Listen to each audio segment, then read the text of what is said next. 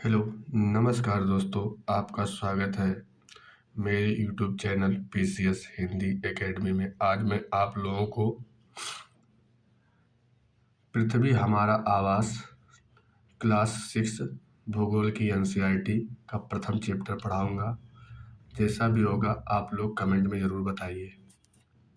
आइए दोस्तों, सूर्यास्त के बाद आकाश को देखने में कितना अच्छा लगता है। आसमान में पहले एक या दो चमकते हुए बिंदु दिखते हैं, लेकिन बाद में इनकी संख्या बढ़ती जाती है। आप उनकी गणना नहीं कर सकते। संपूर्ण आकाश छोटे छोटे चमकदार वस्तुओं से भर जाते हैं, जिनमें से कुछ चमकीले होते हैं एवं कुछ धुंधले।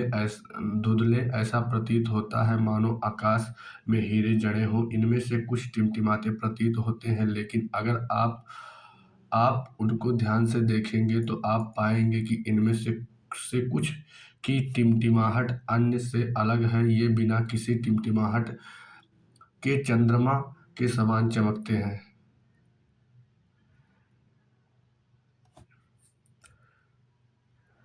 इन चमकीली वस्तुओं के साथ आप लगभग प्रतिदिन चंद्रमा को भी देखते होंगे। यह अलग अलग समय पर अलग अलग आकार तथा अलग अलग स्थितियों में दिखाई पड़ता है। आप संपूर्ण चंद्रमा को लगभग एक महीने में एक बार देख सकते हैं। आप पूरी चंद्रमा को एक महीने में एक बार देख सकते हैं।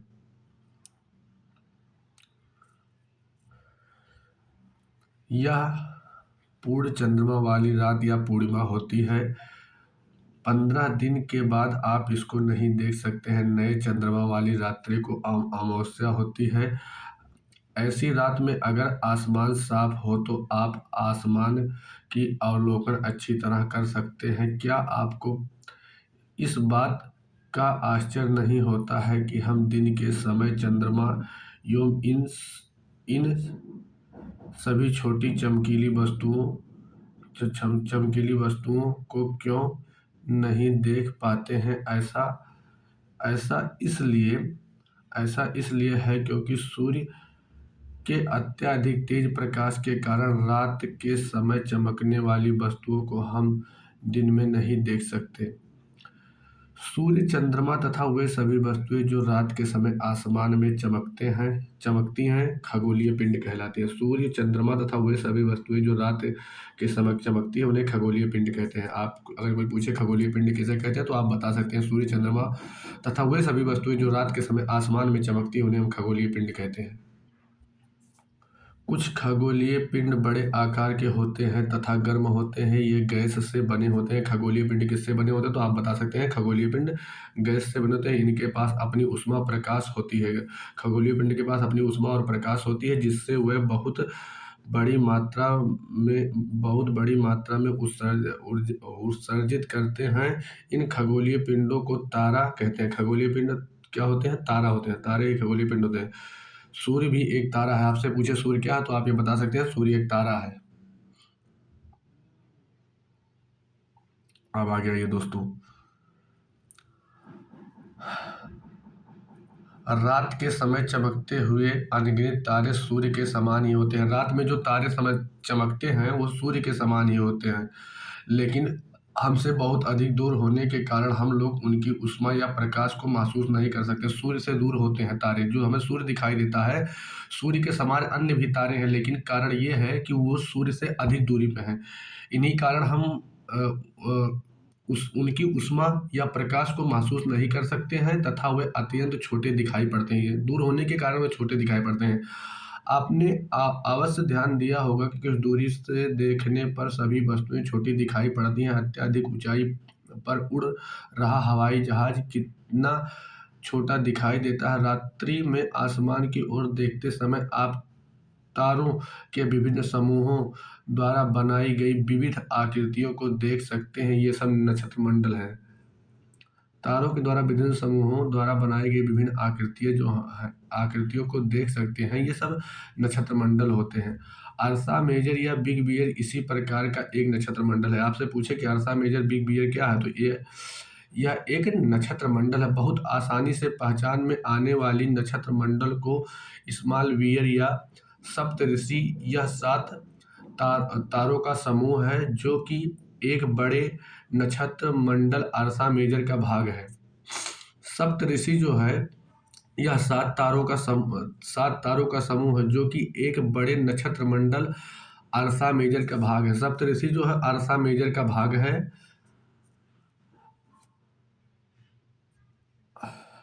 अर्सा मेजर का भाग है। अपने परिवार या पड़ोस के किसी बड़े व्यक्ति से कहिए कि वह आपको आसमान में और अधिक तारों, ग्रहों तथा नक्षत्र मंडलों को दिखाए। प्राचीन समय में लोग रात्रि में दिशा का निर्धारण तारों की सहायता से करते थे। बहुत प्राचीन समय की बात है कि लोग दिशा का निर्धारण, जैसे कौन सी दिशा है, उसका तारों की सहायता से करते थे। उत्तरी तारा उत्तर दिशा को जो उत्तरी तारा होता है वो उत्तर दिशा को बताता है। इसे ध्रुव तारा भी कहते हैं। उत्तरी तारा जो होता है उत्तर दिशा को बताता है, उत्तरी तारा को ही ध्रुव तारा भी कहते हैं। ये इंपॉर्टेंट पॉइंट है। यह आसमान में हमेशा एक ही स्थान पर रहता है। ध्रुव तारा जो होता है वो आसमान में हमेशा एक ही स्थान पर रहता है। हम सप्तऋषि की सहायता से ध्रुव तारे की स्थिति को जान सकते हैं। सप्तऋषि जो होता है उसकी सहायता से हम ध्रुव तारे को जान सकते हैं। चित्र संख्या 1.1 में आप देखेंगे कि यदि सप्तऋषि मंडल के संकेतक तारों को आपस में मिलाते हुए एक काल्पनिक रेखा खींची जाए एवं उसे आगे की ओर बढ़ाया जाए तो यह ध्रुव तारे की ओर इंगित करेगी। कुछ खगोलीय पिंडों में अपना प्रकाश एवं ऊष्मा नहीं होता। ऐसे कुछ खगोलीय पिंड होते हैं जिनमें अपना प्रकाश और ऊष्मा नहीं होता है। वे तारों के प्रकाश से प्रकाशित होते हैं। ऐसे पिंड को ग्रह कहते हैं। जो पिंड तारों के प्रकाश से प्रकाशित होते हैं उन्हें ग्रह कहते हैं। ये पॉइंट होगा एक, जिसे अंग्रेजी में प्लेनेट कहते हैं। ग्रीक भाषा में प्लेटाइन शब्द से बना है जिसका अर्थ होता है कि परिभ्रमक, अर्थात चारों ओर घूमने वाले। पृथ्वी जिस पर हम रहते हैं एक ग्रह है। पृथ्वी क्या है? पृथ्वी एक ग्रह है। यह अपना संपूर्ण प्रकाश एवं ऊष्मा सूर्य से प्राप्त करती है जो पृथ्वी के सबसे नजदीक का तारा है। पृथ्वी के सबसे नजदीक का जो तारा है यह अपनी संपूर्ण प्रकाश एवं ऊष्मा सूर्य से प्राप्त करती है जो पृथ्वी के सबसे नजदीकी तारा है। पृथ्वी को बहुत अधिक दूरी से जैसे चंद्रमा को देखने में यह चंद्रमा की तरह चमकती हुई प्रतीत होती है। आगे आइए दोस्तों, ये कुछ इंपॉर्टेंट पॉइंट। बृहस्पति, शनि तथा यूरेनस के चारों ओर छल्ले होते हैं। ये इंपॉर्टेंट पॉइंट है। आप जब घटना चक्र लगाएंगे तो आपको पता चलेगा। ये क्वेश्चन सीधा पूछा है कि किन ग्रह के तरफ चारों ओर छल्ले होते हैं। ये विभिन्न छल्ले विभिन्न पदार्थों के असंख्य छोटे छोटे पिंडों से बनी पट्टियां हैं। पृथ्वी इन छल्लों को शक्तिशाली दूरबीन की सहायता से देख सकता है। पृथ्वी से मतलब अगर इन छल्लों को देखना हो हमको ना तो शक्तिशाली दूरबीन की सहायता से हम इसको देख सकते हैं। नॉर्मल हम नहीं इसको देख सकते। अब आइए आगे, ये आप अपने बुक में देखिए। मतलब इधर थोड़ा इस तरह हो गया है तो हमको थोड़ा सा बदल के बताना पड़ेगा। जैसे ग्रहों के बारे में दिया गया है। दूरी मिलियन किलोमीटर में, मिलियन 10 लाख। बुध ग्रह है सूर्य के चारों ओर परिक्रमण 88 दिन में करता है। अपने अक्ष पर घूर्णन 59 दिनों में करता है। जो शुक्र है सूर्य के चारों ओर परिक्रमण 255 दिन में करता है। अपने अक्ष पर यह घूर्णन 243 दिन में करता है। पृथ्वी सूर्य के चारों ओर एक परिक्रमण 365 दिन में करती है। अपने अक्ष पर घूर्णन 1 दिन में करती है। मंगल सूर्य के चारों ओर परिक्रमण 687 दिन में अपने अक्ष पर घूर्णन 1 दिन में। मंगल की जो चंद्रमा की संख्या है 2 है। हर ग्रह के अपने अपने अलग अलग चंद्रमा हैं। अब इधर आ जाइए आप बृहस्पति के बारे में। बृहस्पति सूर्य के चारों ओर एक परिक्रमण 11 साल 11 महीने लगभग 12 साल में अपने अक्ष और यह अपने अक्ष पर घूर्णन 9 घंटे 56 मिनट में करता है। और बृहस्पति के जो चंद्रमा की संख्या है वो 16 है दोस्तों। शनि सूर्य के चारों ओर परिक्रमण 29 साल 5 महीने में अपने अक्ष पर करता है और अपने अक्ष पर घूर्णन 10 घंटे 40 मिनट में। शनि की जो चंद्रमा की संख्या है वो 30 से अधिक है। अब आप लोग आ जाइए यूरेनस। सूर्य के चारों ओर एक परिक्रमण 84 साल में करता है। अपने अक्ष पर घूर्णन 17 घंटे 14 मिनट में करता है। और यूरेनस के जो चंद्रमा की संख्या है दोस्तों वो 17 है। अब आप जाइए नेपच्यून। सूर्य के चारों ओर परिक्रमण 164 साल में करता है और अपने अक्ष पर घूर्णन 16 घंटे 7 मिनट में करता है। नेपच्यून की जो क्या नाम है चंद्रमा की संख्या है वो 8 है। अब आप लोग फिर आ जाइए आगे।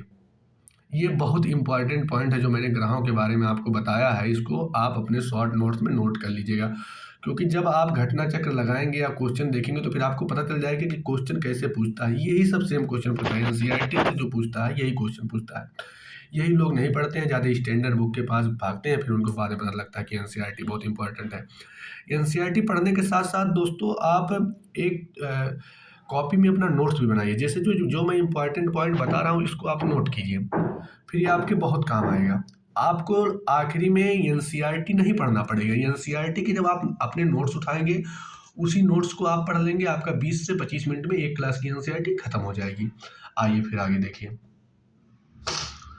आसमान में दिखने वाला चंद्रमा एक उपग्रह है। आपसे ये भी पूछ सकता है कि चंद्रमा क्या है, तो आप बोलेंगे चंद्रमा एक उपग्रह है। यह हमारी पृथ्वी के सहचर है तथा इसके चारों ओर चक्कर लगाता है। हमारी पृथ्वी के समान 8 अन्य ग्रह हैं जो सूर्य से प्रकाश एवं ऊष्मा प्राप्त करते हैं। उनमें से कुछ के पास अपनी चंद्रमा भी है। ऐसे ग्रह हैं जिनके पास, जो अभी आपको मैं बताया हूँ, कुछ के पास अपनी चंद्रमा है। सौरमंडल सूर्य 8 ग्रह उपग्रह तथा कुछ अन्य खगोलीय पिंड जैसे क्षुद्र ग्रह एवं उल्का पिंड मिलकर सौरमंडल का निर्माण करते हैं। सौरमंडल का जो निर्माण करते हैं दोस्तों, सूर्य और 8 ग्रह उपग्रह तथा कुछ अन्य खगोलीय पिंड जैसे क्षुद्र ग्रह एवं उल्का पिंड, ये सब मिलकर सौरमंडल का निर्माण करते हैं। ये इंपॉर्टेंट पॉइंट, आप इसको नोट्स कर सकते हैं कि ये मिलके सौरमंडल बनती है। उसे हम सौर परिवार का नाम देते हैं जिसका मुखिया सूर्य होता है। सौरमंडल को हम सौर परिवार का नाम देते हैं। सौर परिवार का मुखिया हमारा सूर्य होता है।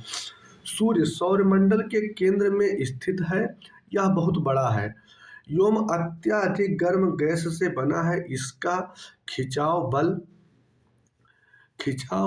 इससे सौरमंडल को बांधे रखता है। सूर्य सौरमंडल के लिए प्रकाश एवं ऊष्मा का एकमात्र स्रोत है, लेकिन हम इसकी अत्यधिक तेज ऊष्मा को महसूस नहीं कर सकते, क्योंकि सबसे नज़दीक का तारा होने के बावजूद यह हमसे बहुत दूर है।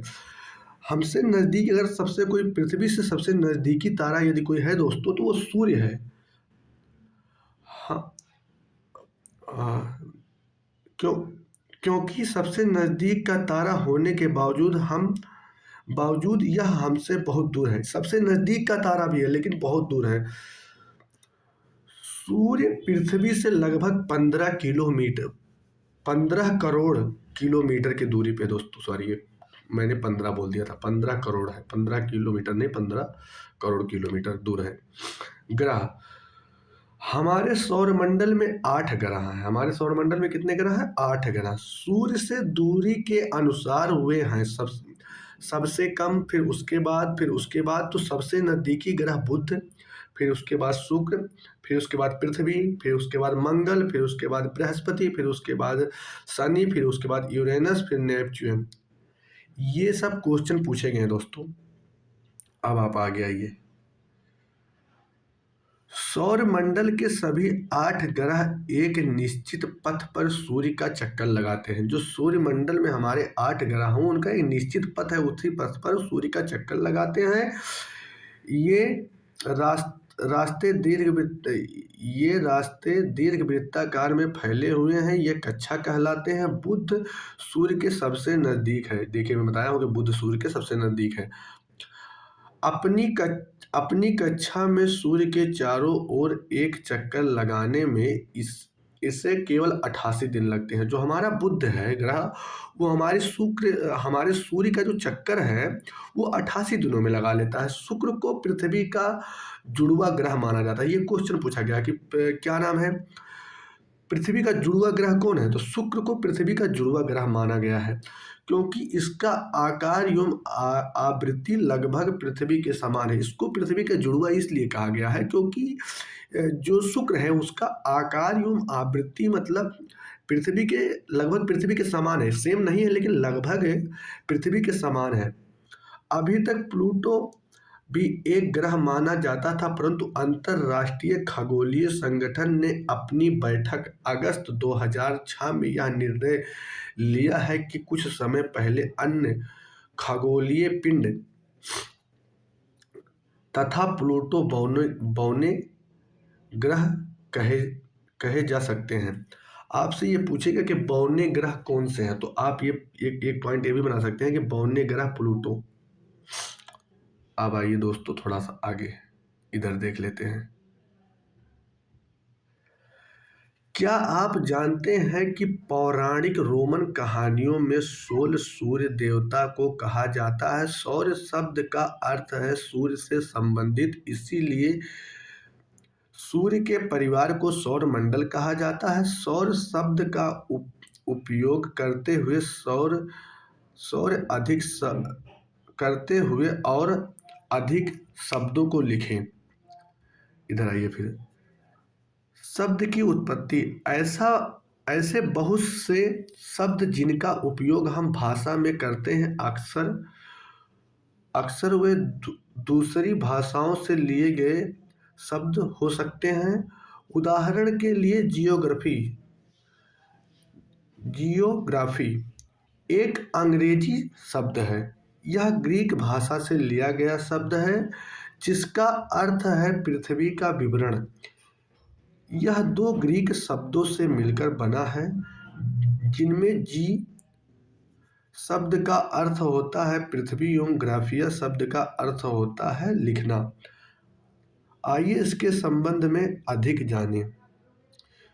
जियोलॉजी मतलब पृथ्वी का अध्ययन, जियोमेट्रोलॉजी मतलब पृथ्वी का मापन, जियो आईडी मतलब पृथ्वी आईडी माने पृथ्वी के आकार के अनुरूप। क्या आप जानते हैं कि आसमान को देखकर मनुष्य हमेशा से मोहित हुए हैं? खगोलीय पिंडों, एक मिनट रुकिए दोस्तों। खगोलीय पिंडों एवं उनकी गति के संबंध में अध्ययन करने वाले खगोल शास्त्री कहते हैं कि आर्यभट्ट प्राचीन भारत के प्रसिद्ध खगोल शास्त्री से। अगर ये भी पूछ ले कि आर्यभट्ट कौन थे, तो प्राचीन समय के खगोल शास्त्री। आज विश्व के सभी भागों में खगोलविद ब्रह्मांड के रहस्यों को खोजने में लगे हैं। आइए दोस्तों, थोड़ा सा और आगे आइए। बस एक मिनट रुकिए दोस्तों। अब पृथ्वी के बारे में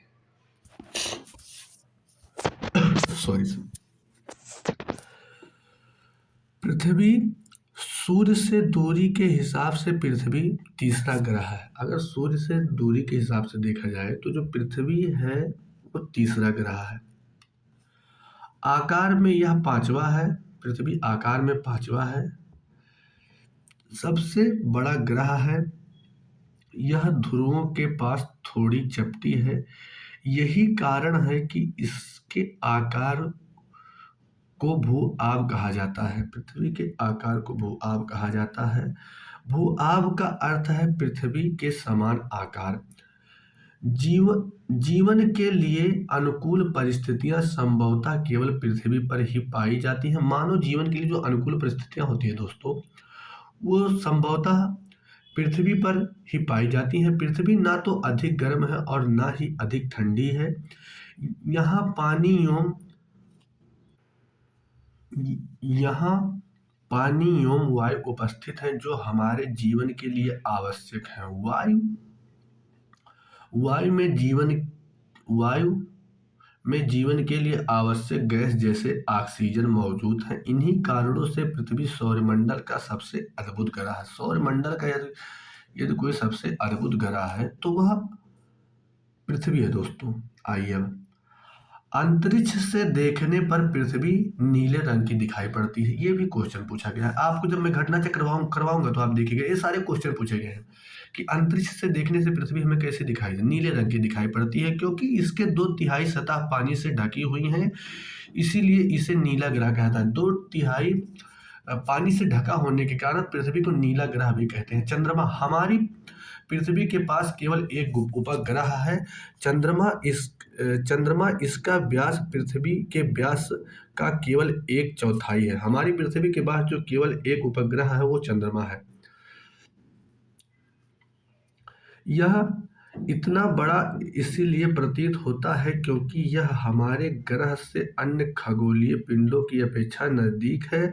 यह हमसे लगभग 3,84,000 किलोमीटर दूर है। अब आप पृथ्वी से सूर्य एवं चंद्रमा की दूरियों की तुलना कर सकते हैं। इधर आइए दोस्तों, क्या आप जानते हैं कि प्रकाश की गति लगभग 3 लाख किमी प्रति सेकंड है। इस गति के बावजूद सूर्य के प्रकाश को पृथ्वी तक पहुंचने में लगभग 8 मिनट का समय लगता है। ये भी क्वेश्चन पूछा गया है, आप देख लीजिएगा घटना चक्र में, ये सब सारे क्वेश्चन पूछे गए हैं। अब आइए रोचक तथ्य।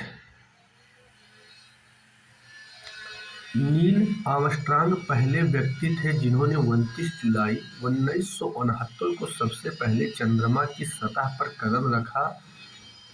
मालूम करो कि क्या कोई भारतीय चंद्रमा पर गया है। ये आपको बताना है कि आप पता कीजिए कि क्या कोई भारतीय चंद्रमा पर गया है। ये कमेंट करके आप बताइएगा। उपग्रह एक खगोलीय पिंड है जो ग्रहों के चारों ओर उसी प्रकार चक्कर लगाता है जिस प्रकार सूर्य के चारों ओर चक्कर लगाता है। मानव निर्मित उपग्रह एक कृत्रिम पिंड है। यह वैज्ञानिकों के द्वारा बनाया गया है जिसका उपयोग ब्रह्मांड के बारे में जानकारी प्राप्त करने एवं पृथ्वी पर संचार माध्यम के लिए किया जाता है। इसे रॉकेट द्वारा अंतरिक्ष में भेजा जाता है एवं पृथ्वी की कक्षा में स्थापित कर दिया जाता है। अंतरिक्ष में उपस्थित कुछ भारतीय उपग्रह इनसेट, IRS, स्टूसेट इत्यादि हैं। आइए दोस्तों आगे वाले पेज पे। चंद्रमा पृथ्वी का एक चक्कर लगभग 27 दिन में पूरा करता है। लगभग इतने ही समय में यह अपने अक्ष पर चक्कर भी पूरा करता है। इसके परिणाम स्वरूप पृथ्वी से हमें चंद्रमा का केवल एक ही भाग दिखाई देता है। मतलब पृथ्वी जो है, पृथ्वी से हम चंद्रमा का केवल एक ही भाग हमें दिखाई पड़ता है। चंद्रमा की परिस्थितियां जीवन के लिए अनुकूल नहीं है। यहाँ ना पानी है और ना वायु है। इसकी सतह पर पर्वत, मैदान एवं गड्ढे हैं जो चंद्रमा की सतह पर छाया बनाते हैं। पूर्णिमा के दिन चंद्रमा पर इनकी छाया को देखा जा सकता है।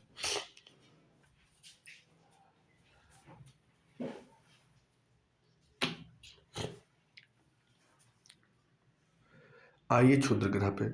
क्षुद्र ग्रह तारों, ग्रहों एवं उपग्रहों के अतिरिक्त असंख्य छोटे पिंड हैं जो सूर्य के चारों ओर चक्कर लगाते हैं। इन पिंडों को क्षुद्र ग्रह कहते हैं। ये मंगल एवं बृहस्पति के कक्षाओं के बीच पाए जाते हैं। ये क्वेश्चन पूछा गया दोस्त कि क्षुद्र ग्रह कहाँ पाए जाते हैं, तो आप इसको पता नोट कर सकते हैं कि क्षुद्र ग्रह जो हैं वो बृहस्पति और मंगल के कक्षाओं के बीच पाए जाते हैं। वैज्ञानिकों के अनुसार क्षुद्र ग्रह ग्रह के ही भाग हैं जो कि बहुत वर्ष पहले विस्फोट के बाद ये टूटकर अलग हो गए। जो क्षुद्र ग्रह हैं दोस्तों वो ग्रह के ही भाग हैं, लेकिन बहुत वर्ष पहले विस्फोट जब हुआ, विस्फोट के कारण ये टूटकर अलग हो गए। अब आप लोग आ जाइए उल्का पिंड। सूर्य के चारों ओर चक्कर लगाने वाले पत्थरों के छोटे छोटे टुकड़े को उल्का पिंड कहते हैं।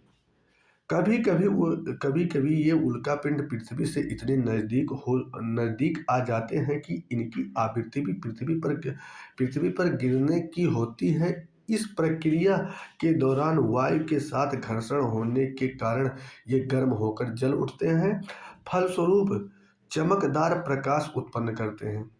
जब ये जलते हैं उल्का पिंड तो चमकदार प्रकाश उत्पन्न करते हैं। कभी कभी कोई उल्का पूरी तरह जले बिना पृथ्वी पर गिरती है, जिससे धरातल पर गड्ढे बन जाते हैं। ऐसे कोई उल्का पिंड होते हैं जो पूरी तरह नहीं जल पाते हैं। अगर वो अर्ध जले हुए पृथ्वी पर गिर जाते हैं तो धरातल पर गड्ढे बन जाते हैं। क्या आपने तारों वाले खुले आकाश में एक ओर से दूसरी ओर तक फैली चौड़ी सफेद पट्टी की तरह एक चमकदार रास्ते को देखा है? यह लाखों तारों का एक समूह है। यह पट्टी आकाश गंगा मिल्की वे है।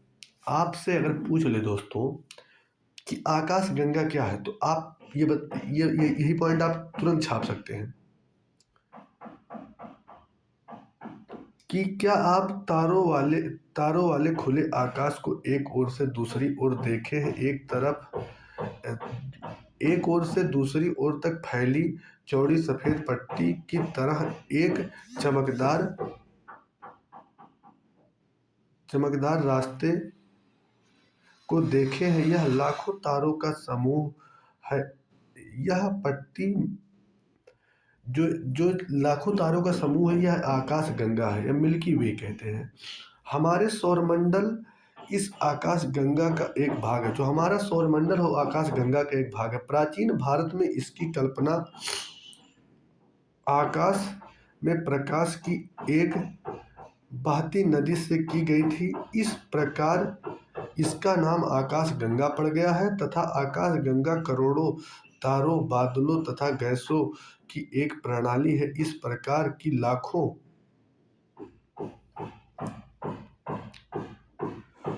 लाखों आकाश गंगाएं मिलकर ब्रह्मांड का निर्माण करती हैं। ब्रह्मांड की विशालता की कल्पना करना अत्यधिक कठिन है। वैज्ञानिक अभी भी इसके बारे में अधिक से अधिक जानकारी एकत्र करने में जुटे हैं। इसके आकार के संबंध में हमें कोई जानकारी नहीं है, लेकिन फिर भी हम जानते हैं कि हम सभी इस ब्रह्मांड का हिस्सा है। हमें ब्रह्मांड के बारे में इतनी पूर्ण जानकारी नहीं है दोस्तों, लेकिन हम लोग को ये पता है कि हम लोग ब्रह्मांड का हिस्सा हैं। क्या आप ब्रह्मांड के साथ अपना संबंध बता सकते हैं? आप पृथ्वी पर है तथा पृथ्वी सौरमंडल का भाग है। हमारा सौरमंडल आकाश गंगा मिल्की वे का भाग है जो ब्रह्मांड का हिस्सा है। ब्रह्मांड से जुड़े इस तथ्य पर विचार कीजिए कि इसमें लाखों आकाश गंगाएं मौजूद हैं। इस चित्र में आपका स्थान कहाँ है? जैसे देखिए आप पृथ्वी पे हैं, पृथ्वी सौरमंडल में है, सौरमंडल आकाश गंगा में है, आकाश गंगा ब्रह्मांड में है। तो इन्हीं के साथ तो दोस्त ये टॉपिक आप लोगों का समाप्त हुआ। अब अगली टॉपिक हम आप लोगों को कल पढ़ाएंगे। जैसा भी हो आप लोग अपना फीडबैक कमेंट में दें। धन्यवाद दोस्तों।